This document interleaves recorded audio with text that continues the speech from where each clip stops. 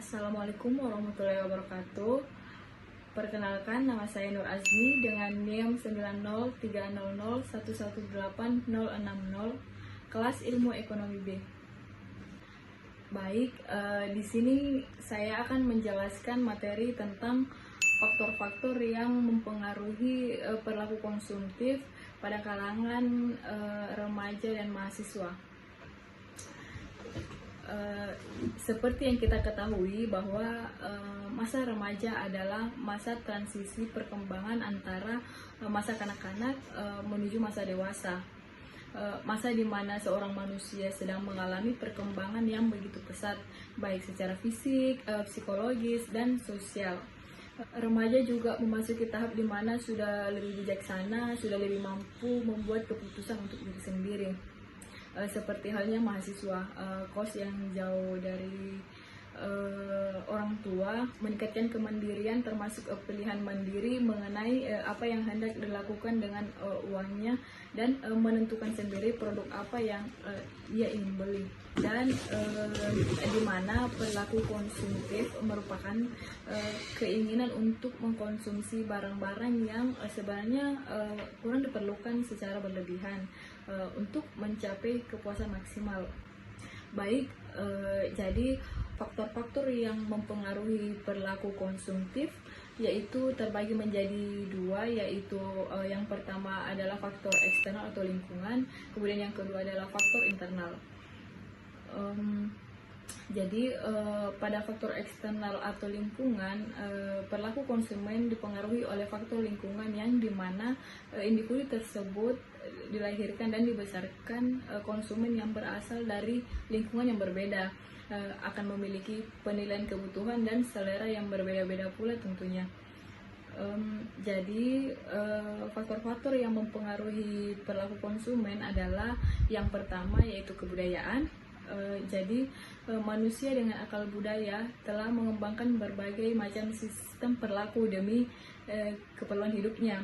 Jadi faktor kebudayaan ini merupakan simbol dan fakta yang kompleks diciptakan manusia dan diturunkan dari generasi ke generasi sebagai penentu perilaku manusia dalam masyarakat yang ada. Kemudian yang kedua yaitu kelas sosial. Jadi kelas sosial adalah bagian masyarakat yang relatif homogen dan anggotanya yang menganut nilai-nilai dan perilaku yang sama. Jadi perilaku konsumen antar kelas sosial yang satu akan berbeda dengan kelas sosial yang lain. Pada umumnya seseorang dari golongan bawah akan menggunakan uangnya dengan cermat jika dibandingkan dengan mereka yang berasal dari golongan atas. Contohnya mungkin pada saat konsumen golongan atas ini dalam membeli barang biasanya cenderung berbelanja dengan memilih yang kualitas terbaik. Kemudian yang ketiga yaitu keluarga.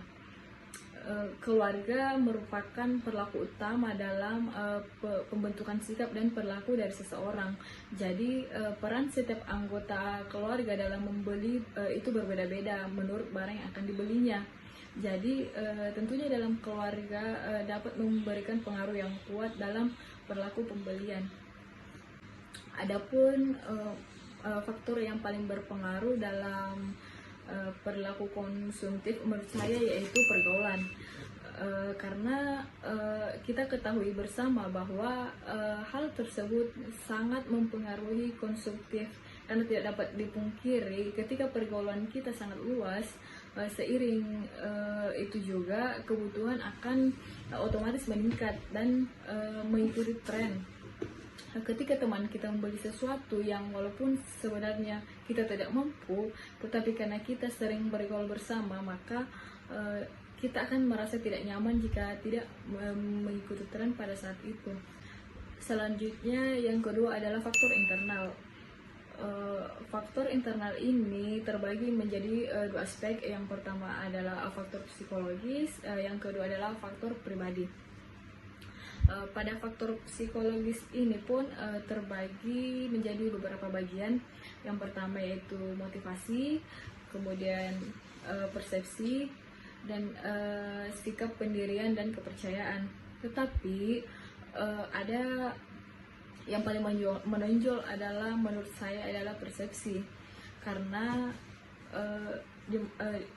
dimana kita terlalu terobsesi dan lebih mementingkan persepsi orang lain terhadap kita, sehingga tersebut menimbulkan keinginan yang berlebihan dan tanpa kita sadari hal tersebut menimbulkan dampak negatif pada individu seseorang.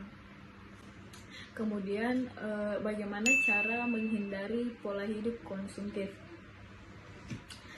Nah, yang pertama yaitu membuat prioritas kebutuhan. Jadi ketika timbul hasrat membeli sesuatu di luar kebutuhan, kamu bisa berpikir panjang apakah barang tersebut prioritas kebutuhan kalian atau kebutuhan belaka. Kemudian yang kedua yaitu menabung dan investasi. Menabung tidak harus dalam jumlah banyak, kamu bisa menyisihkan 10-30% penghasilan per bulan untuk sesuai keuangan kamu. Kemudian yang ketiga yaitu meminimalkan penggunaan kartu kredit. Hal yang paling penting yang benar-benar kamu ingat adalah kartu kredit merupakan alat pembayaran, bukan alat hutang. Gunakanlah kartu kredit dengan bijak dan manfaatkan promo ataupun diskon yang diberikan oleh bank penyedia kartu kredit agar pengeluaran kamu bisa lebih hemat. Kemudian yang keempat, kurangi cuci mata offline ataupun online. Kemudian yang kelima yaitu beramal dan bersedekah. Dengan beramal dan bersedekah berarti kamu telah berbagi dengan orang-orang lain yang membutuhkan. Dari segi mental, berbagi dengan orang lain akan memberikan kamu perasaan bahagia dan nyaman sehingga dapat lebih mengendalikan keinginan untuk hidup hedon. Itulah tadi penjelasan dari saya. Wassalamualaikum warahmatullahi wabarakatuh.